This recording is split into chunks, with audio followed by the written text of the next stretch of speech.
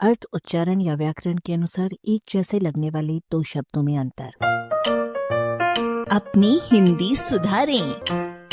अस्तित्व और सत्ता। इसमें कोई संदेह नहीं कि अस्तित्व माने सत्ता है और सत्ता माने अस्तित्व है। दोनों ही फारसी का हस्ती है, पर इन दो को एक दूसरे का पूर्ण पर्याय मानकर बात खत्म कर देना गलत होगा। आगे जो कुछ हम आपको बताने जा रहे हैं उससे इनकी समानताओं के साथ इनका भेदपरक अंश भी स्पष्ट हो जाएगा। इनमें एक ही धातु अस है, जिसका अर्थ होता है होना। दोनों भाववाचक है, लेकिन अस्तित्व पुल्लिंग है, सत्ता स्त्रीलिंग है। अस्तित्व का अस्ति बराबर होता है वर्तमान होने की अवस्था या विद्यमानता।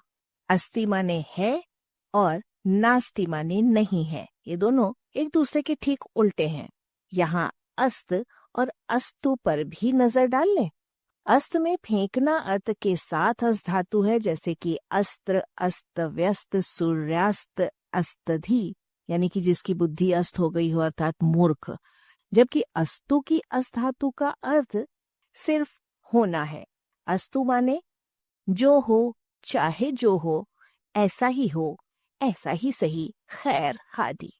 सत्ता के सत का मतलब वर्तमान विद्यमान ही नहीं और भी बहुत कुछ है। वो सत्य है, वास्तविक है, अच्छा है, उच्च है, श्रेष्ठ है, पूज्य है, वो बुद्धिमान है, दृढ़ है, प्रशस्त है, स्थायी है, वो सुंदर है, पवित्र है। स्पष्ट है कि सत्ता का परिक्षेत्र अपेक्षाकृत अधिक है।